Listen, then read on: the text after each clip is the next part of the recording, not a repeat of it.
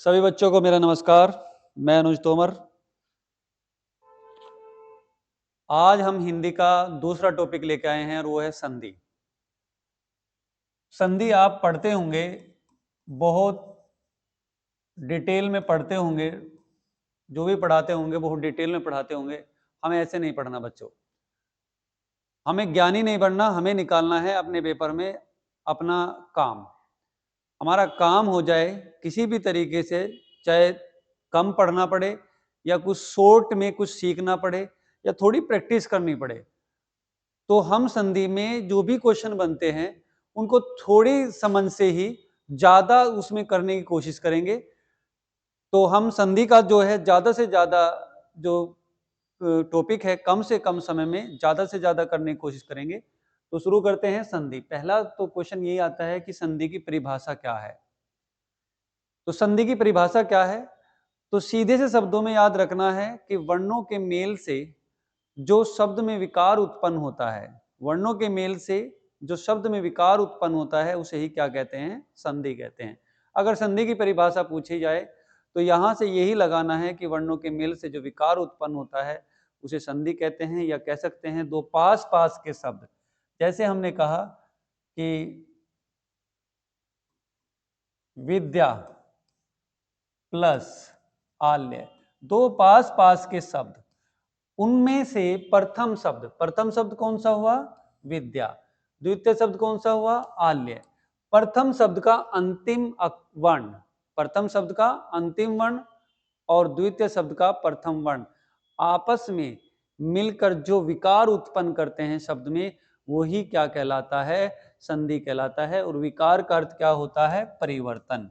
विकार किसे बोलते हैं, परिवर्तन को। तो ये परिभाषा आप नोट कर लेंगे, थोड़ा तेज पढ़ेंगे क्योंकि हमें ज्ञानी नहीं बनना है, हमें पेपर में जो कुछ चीजें पूछी जाती है उस पर ही कॉन्सेंट्रेट करना है। तो विद्या में जो अंतिम वर्ण होता है तो पहचान कैसे करेंगे, तो वी प्लस, ये इसमें से पूरा ही तोड़ लेंगे इसको, इसमें द भी बनेगा, यह भी बनेगा और आ भी बनेगा। तो इसमें पूरा अंतिम जो वर्ण बना है वो क्या बना है, आ। अगर यहां देखते हैं तो यहां भी आ, तो आ मिलकर क्या बनाएंगे, तो ये क्या बना लेंगे, आ ही बनाएंगे। और इससे जुड़कर क्या हो जाएगा, विद्यालय। तो ये जो विद्यालय बना है, तो ये आ और ये आ मिलकर क्या बना रहे हैं, आ ही बना रहे हैं। तो इससे क्या बन गया, विद्यालय बन गया।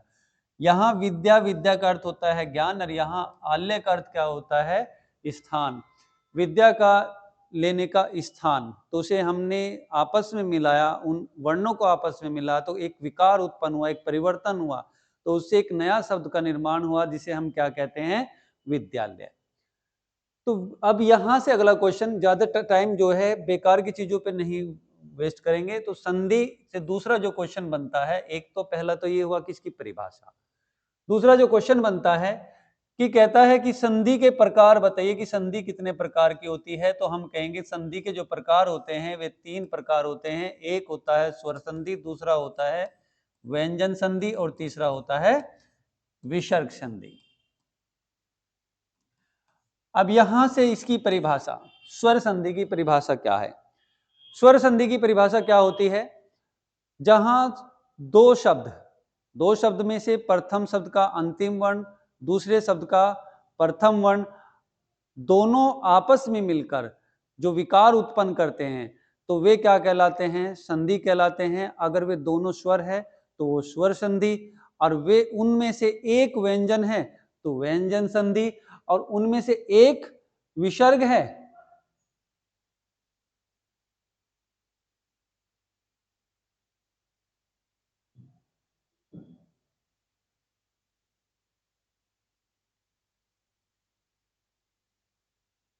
उनमें से एक विसर्ग है, दूसरा व्यंजन हो या फिर स्वर हो, तो वो क्या कहलाता है, वह विसर्ग संधि कहलाता है। एक विसर्ग है, उसके साथ में अगर किसी भी व्यंजन का या किसी भी स्वर का मेल करा दे तो वो विसर्ग संधि कहलाती है। और अगर एक दोनों में से एक शब्द के प्रथम या अंतिम में से एक व्यंजन हो जाए तो वो क्या कहलाती है, व्यंजन संधि कहलाती है, और उनमें दोनों क्या बन जाए, स्वर बन जाए, तो वो स्वर संधि कहलाती है। ये तो थी परिभाषा। अगर परिभाषा के अलावा एक क्वेश्चन और बनता है कि स्वर संधि कितने प्रकार की होती है, तो हम कहेंगे कि स्वर संधि कितने प्रकार की होती है, ये होती है 5 प्रकार की। पहली कौन सी होती है, दीर्घ संधि। दूसरी कौन सी होती है, गुण संधि। तीसरी कौन सी होती है, वृद्धि संधि। चौथी कौन सी होती है, यण संधि। और पांचवी कौन सी होती है, अयादि संधि। ये 5 प्रकार हो गए। तो पांचों प्रकार में हम सबसे पहले सोट्रिक से जानेंगे कि सोट्रिक से इनकी हम पहचान कैसे करें। डायरेक्ट जो जैसे शब्द देगा आपको क्वेश्चन में और पहचानने के लिए कहेगा कि बताइए कि इसमें कौन सी संधि है, तो हम डायरेक्ट पहचान सकते हैं। उससे पहले मैं आपको एक चीज और बताना चाहूंगा कि इसमें सबसे पहले जैसे हमारी संधि के प्रकार होते हैं, तो संधि के प्रकार में सबसे ज्यादा संधि कौन सी पूछी जाती है एग्जामों में, तो कहेंगे कि जो स्वर संधि है, स्वर संधि जो पूछी जाती है वो पूरे एग्जामों को एनालिसिस करके देखिए कि 70% जितना भी संधि से एग्जाम में क्वेश्चन बना है तो वो स्वर संधि से ही बना है। उसके बाद व्यंजन और विसर्ग संधि जो है 30% में है। अगर हम 100% स्वर संधि को मानते हैं और 100 में से इन पांचों में बंटवारा करते हैं कि सबसे ज्यादा कहां से क्वेश्चन आते हैं, तो हम कहेंगे कि सबसे ज्यादा जो क्वेश्चन पूछे जाते हैं वो केवल दीर्घ और गुण संधि से पूछे जाते हैं। केवल दीर्घ और गुण संधि से जो है क्वेश्चन पूछे जाते हैं। इसके बाद बाकी वृद्धि, यण और अयादि, सबसे जो कठिन होता है इसमें अयादि संधि होता है, इसको एग्जाम में पहचानना। क्योंकि यहां तो हम पहचान कर लेंगे, इसकी यहां तो हम पहचान कर लेंगे, मगर वहां पहचान नहीं हो पाएगी। वृद्धि संधि ये इसमें सबसे कम पूछा जाता है। तो सबसे ज्यादा दीर्घ और गुण, और उसके बाद यण और अयादि, और सबसे कम वृद्धि संधि जो एग्जाम में पूछी जाती है वो होती है। तो सबसे पहले हम बात करते हैं अयाद दीर्घ संधि यानी कि इनकी एक पहचान की। और पहचान कैसे बनेगी, तो सबसे पहले देखिए भाई, गुण संधि की पहचान है कि किसी भी शब्द के ऊपर एक मात्रा हो। एक मात्रा का मतलब है वो एक की मात्रा हो या फिर ओ की मात्रा हो, तो समझ जाना कि कौन सी संधि है, गुण संधि है। अगर यही मात्रा क्या हो जाए, डबल हो जाए, ए की मात्रा हो जाए या औ की मात्रा हो जाए, तो समझ जाना कि वो वृद्धि संधि है। जहां टूटे फूटे कबाड़ी के समान यानी कि टूटे फूटे अक्षर आते हो, और उसके तुरंत बाद य व र में से कोई एक वर्ण आ जाए, य व र में से कोई एक वर्ण आ जाए किसके बाद, टूटे अक्षर के बाद, तो समझ जाना किस कौन सी संधि है, यण संधि। और अगर य और व किसी भी शब्द के बीच में आ रहे हैं और उससे पहले टूटा अक्षर नहीं है, तो समझ जाना कौन सी संधि है, अयादि संधि है। तो अयादि संधि आज आप समझोगे कि इसे शॉर्ट ट्रिक में, शॉर्ट ट्रिक क्या है कि मैं आपको अगर कोई शब्द देता हूं और मैं पूछता हूं कि बताइए कि कौन सी संधि है, मैंने पूछा कि नयन, और डायरेक्ट आपसे कहा कि संधि विच्छेद करके भी देखना, आंख बंद करके लगा देना है कि बीच में यह है और उससे टूटा हुआ अक्षर नहीं है पहले, तो कौन सी संधि है, अयादि। अगर मैंने कहा कि अत्यधिक, अत्यधिक, अब हमें पता चल गया कि यह से पहले टूटा अक्षर है, तो समझ जाना कौन सी संधि है, यण संधि है। जैसे मैंने कहा एक, अनेक, अनेक, इस पर कौन सी मात्रा है, एक मात्रा है, तो हम समझ गए कौन सी संधि है, गुण, क्योंकि एक मात्रा वाली कौन सी संधि हो जाएगी, गुण हो जाएगी, और डबल मात्रा वाली कौन सी संधि होगी, वृद्धि संधि होगी। जैसे मैंने कहा एकक, तो कौन सी संधि है, डबल मात्रा आ गई, तो कौन सी संधि है, वृद्धि संधि है। अब हमें पता चल गया कि यह वे और दो में, यण में और अयादि संधि में आते हैं। अगर टूटा अक्षर आ जाता है तो यण संधि, और पूरा आता है तो अयादि संधि। और दो मात्रा वाला वृद्धि और एक मात्रा वाला गुण, और जिसमें जो है एक ही जाति के यानी कि सजातीय, सजातीय अगर कोई भी वर्ण आपस में मिल जाते हो संधि विच्छेद करने के बाद, वो दीर्घ संधि, या हम ये कह सकते हैं इनके अलावा कौन है, दीर्घ संधि है। जैसे हमने कहा सत्याग्रह, सत्याग्रह, तो आप समझो कि सत्याग्रह में टूटा अक्षर आया और उसके बाद यह आया। आप कहोगे कि ये तो यण संधि में जाना चाहिए था, मगर भाई साहब आपको एक बात का संधि में सबसे ज्यादा ध्यान रखना है, जो सबसे ज्यादा जो कॉमन चीजें है वो क्या है कि वो आपको ध्यान करनी है वर्तनी। और वर्तनी जिसको नहीं पता वो संधि विच्छेद कर ही नहीं सकता। और वर्तनी शुद्ध कब होगी? जब हम प्रैक्टिस करेंगे, बार बार शब्दों को लिख लिख कर देखेंगे। क्योंकि आपको अगर ये नहीं पता कि भानु भानु पर ये मात्रा नीचे को आती है, भानु पर ये मात्रा ऊपर को आती है, तो आप संधि विच्छेद कैसे करोगे? आपको अगर ये नहीं पता कि उदय ऐसे लिखा जाता है या उदय ऐसे लिखा जाता है, तो आप संधि विच्छेद कैसे करोगे? तो सबसे मेन है इसमें वर्तनी। वर्तनी आपकी शुद्ध होनी चाहिए। हम इसके लिए जो वर्तनी से संबंधित है क्लास पूरी बनाने वाले हैं, और उससे बाहर एक भी वर्तनी का क्वेश्चन नहीं निकलेगा। वो वर्तनी भी आपको देखनी है, वो आपके लिए बहुत हेल्पफुल हो जाएगी। और उसके साथ साथ में आपको सबसे पहला काम है कि आप जितने भी जो भी आपके पास बुक हो, लूसेंट हो, आदित्य हो, नालंदा वाली हो, कोई भी बुक हो, एनीथिंग, आपको क्या करना है उसमें से संधि को देखना है और उन शब्दों पर बार बार प्रैक्टिस करनी है। भाई साहब किसी के पास कोई तरीका नहीं है कि संधि को आपको बिल्कुल जो है फॉर्मूला लगा के बता दे कि a प्लस बी का होल स्क्वायर क्या है, a का स्क्वायर प्लस बी का स्क्वायर प्लस 2ab। ऐसा कुछ नहीं है संधि में। संधि का मतलब यह है आपकी प्रैक्टिस। जो भी आपको कहेगा कि हम सिखा देंगे संधि, वो आपको केवल बेवकूफ बना सकता है। संधि में इतना ही ध्यान रखना है, छोटी छोटी बात ये याद रखनी है कि बस इतना हम बता सकते हैं कि ये संधि विच्छेद आप करोगे कैसे, संधि को तोड़ोगे कैसे। संधि विच्छेद क्या होता है? संधि को तोड़ना होता है। अब जब जोड़ना तो हमसे आता है, जोड़ना तो हमसे आ गया कि जोड़ने पर क्या बन जाती है? संधि बन जाती है। तोड़ने पर क्या हो जाएगा? विच्छेद, संधि विच्छेद। तो संधि विच्छेद करने के लिए आपको जो है हम इतना थोड़ा सा मदद तो कर सकते हैं, पर भाई साहब सिखा नहीं सकते बिल्कुल भी परफेक्ट तरीके से। ऐसा कोई टीचर नहीं है आपको परफेक्ट तरीके से सिखा दे। कोई फॉर्मूला हो तो बताओ, इसका कुछ नहीं है, आपकी खुद की प्रैक्टिस है। आपको वर्तनी आती होगी तो आप कर पाओगे, अन्यथा बिल्कुल नहीं कर पाओगे। चलिए भाई आगे बढ़िए बिना टाइम वेस्ट करे। अब हम बात कर रहे हैं दीर्घ संधि की। तो आज हम जो बढ़ाएंगे यहां पर, तो दीर्घ संधि को लेके चलेंगे। तो हम छोटे छोटे टॉपिक, छोटी छोटी क्लास लेके चलेंगे। तो आज खत्म कर देते हैं दीर्घ संधि। दीर्घ संधि में जो है सबसे पहले हम देखते हैं कि इसमें जो वर्णों का मेल होता है तो वो कौन कौन से वर्णों का होता है। कि हमने देखा कि अगर परिभाषा के अनुसार देखे दीर्घ संधि को, तो वो परिभाषा के अनुसार ये होता है कि जो स्वर होते हैं लघु और दीर्घ। लघु और दीर्घ का मतलब है, या हम कह सकते हैं हस और दीर्घ। तो हस आपको पता ही होगा, जो आपने पहली क्लास देखी होगी। तो हस स्वर आपको पता है कौन कौन से होते हैं। एक तो होता है ए, एक होता है ई, और एक होता है उ, और एक होता है री। तो आप समझो कि इन्हीं का ही लघु और दीर्घ रूप। लघु रूप तो ये हो गया, और इनका दीर्घ रूप कौन सा होता है? आ होता है, ई होता है, और उ होता है। तो इनको अगर आपस में मिला दिया जाए, इनके वर्णों को आपस में मेल कर दिया जाए, जैसे हमने कहा ए के साथ में ए को मिला दे, या फिर आ यहाँ पे लगा दे, या और या यहाँ पर यहाँ या आ लगा दे, तो हमेशा ये क्या बनाते हैं? अपना दीर्घ ही रूप बनाते हैं। अपना दीर्घ रूप ही बनाएंगे, चाहे छोटा बड़ा बड़े बड़े आपस में मिल जाए, लघु लघु में मिल जाए, या लघु दीर्घ में मिल जाए, या दीर्घ दीर्घ में मिल जाए, तो हमेशा बनेगा क्या? दीर्घ ही बनेगा। और यहां देखें ई वाला पोर्शन, कि ई के साथ में या बड़ी के साथ में हम कौन सा लगा दे?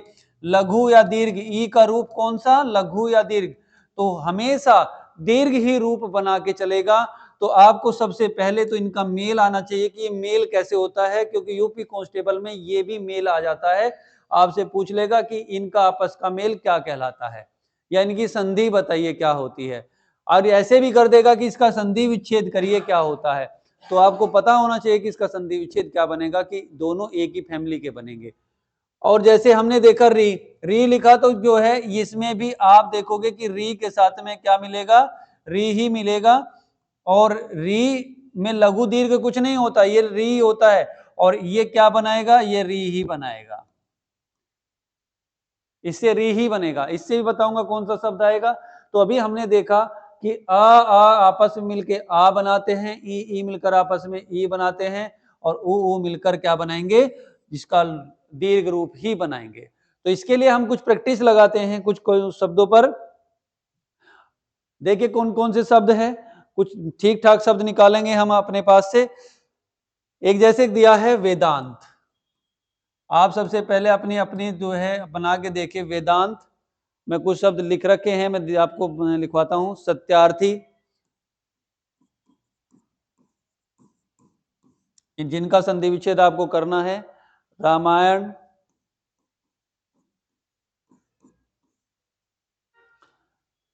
सूर्यास्त,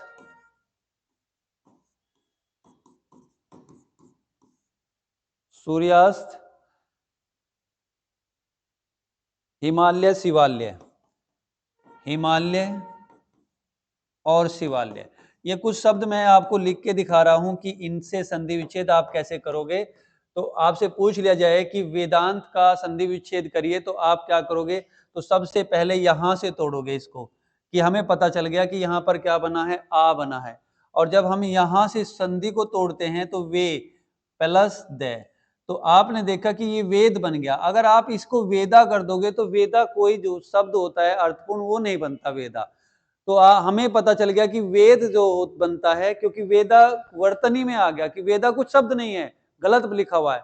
अगर हमें वर्तनी का पता है, हमें पता है कि वेद एक शब्द होता है जिसमें आ की मात्रा नहीं लगती, तो वेद शब्द बना, तो इसका मतलब इस तरफ तो टूटेगा वेद, और यहां जो टूटना है, क्योंकि ये वे, मैं पूरा इसको द को तोड़ देता हूं, ये द हुआ, प्लस में द को तोड़ेंगे तो यहां क्या बनेगा, ए, और यहां पर क्या बन जाएगा, ए, और आधा न और तय। अब देखिए दूसरा शब्द है और इसका पहला अक्षर क्या बना, ए बना, और इसका क्या बना, ए, और इन दोनों को जुड़कर क्या बन जाएगा, आ बन जाएगा, इसलिए यहां पर आ है। तो हमें पता चल गया कि अंत, अंत भी एक क्या है, एक अर्थपूर्ण शब्द है, और वेद भी क्या है, एक अर्थपूर्ण शब्द है। वर्तनी बहुत अहम रोल अदा करती है संधि विच्छेद में। अगर हमें वर्तनी का नहीं पता तो बिल्कुल नहीं कर पाने के। इसे हम जो यहाँ पर जो है संधि विच्छेद है, ये तो कुछ शब्द आसान है, अन्यथा जैसे हम आगे आगे बढ़ते रहेंगे, इसमें जब खिचड़ी बननी शुरू होगी तो बहुत सारे ऐसे शब्द है तो आप गलतियां करोगे मात्राओं में। तो सबसे मेन है कि आप इस पर प्रैक्टिस करें, और जितनी प्रैक्टिस करोगे उतना ही ये बेहतर होता चला जाएगा। तो देखिए इसमें क्या बना, वेद प्लस अंत बना। मैं फटाफट इसका कर देता हूं, आंसर क्या बनेगा, सत्य। अगर मैं इसे कर देता सती, तो सती भी गलत हो जाता, कि सती नहीं होगा, सत्य होगा। ये अर्थपूर्ण क्या बना, शब्द बन गया, और यहां क्या बन जाएगा, अर्थी। तो अर्थी होता है, आर्थी नहीं होता, क्योंकि आ नहीं बनेगा, ए बनेगा। इसके बाद हमने देखा रामायण, तो रामायण में क्या रख बनेगा, राम, रामा तो नहीं बनेगा, क्योंकि रामा नहीं होता, शब्द राम होता है, और राम के प्लस में क्या हो जाएगा, अयन, राम प्लस अयन। सूर्यास्त, तो सूर्य यानी कि सूर्य, आपने पढ़ा होगा सूर्य, तो सूर्य हो गया, और प्लस में क्या हो जाएगा, अस्त, अस्त तो नहीं होता, क्योंकि अस्त क्या होता है, छिपना। तो सूर्यास्त, सूर्यास्त का मतलब क्या हो गया, छिपना, सूर्य का छिपना। हिमालय, तो हिमालय में हेमा तो करोगे नहीं आप, तो क्या करोगे, हिम प्लस आल्य। आल्य क्या है, स्थान, हिम क्या है, बर्फ, तो बर्फ का स्थान कहां है, हिमालय, एक पर्वत है। शिवालय, शिव प्लस आल्य। तो ये अगर संधि विच्छेद आपको तोड़ना है तो सबसे पहले आपको अपनी वर्तनी को शुद्ध करना है, मेरे कहने का अर्थ ये है। तो अगर मैं कुछ और शब्द आपको दूं, जैसे मैंने कहा धर्मात्मा, धर्मात्मा में बताइए कि संधि विच्छेद क्या बनेगा, तो आप कहोगे कि क्या बनेगा, धर्म प्लस आत्मा। तो यहां जितना भी जो शब्द बन रहे हैं, इन शब्दों का ध्यान रखना है कि ये शब्द क्या होने चाहिए, इनमें एक अर्थपूर्ण शब्द होना चाहिए, इनमें वर्तनी शुद्ध होनी चाहिए, शुद्ध वर्तनी वाले शब्द होने चाहिए। तो जैसे उसने कहा आपसे परमानंद, परमानंद का संधि विच्छेद करिए, परमानंद, तो आप क्या बनाओगे, परम प्लस, अब यहां आप अनंत तो नहीं करोगे कि अनंत कोई शब्द नहीं होता, तो क्या बनाएंगे, आनंद, तो आनंद हो जाएगा। तो ये आपका करेक्शन जो है इन्हीं अक्षरों में, इन्हीं जो वर्ण होते हैं इन्हीं में बनेगा। तो आपको ये परमा नहीं होगा, क्या बनेगा, परम बनेगा। तो आपको शुद्ध वर्तनी पे ध्यान देना है और जितनी प्रैक्टिस करोगे उतनी बेहतर हो जाएगी संधि। ज्यादा जो संधि पर ज्यादा जो है आपको सीखने की कोशिश नहीं करनी है कि आपको विद्वान नहीं बनना है संधि में, आपको क्या करना है, अपना काम निकालना है और आगे बढ़ जाना है। आगे चलिए भाई। तो इसके बाद आप देखिए कि कवींद्र, रविंद्र, कवींद्र, रविंद्र, कवींद्र, रविंद्र, अतीत, अतीत, अधिक्षण,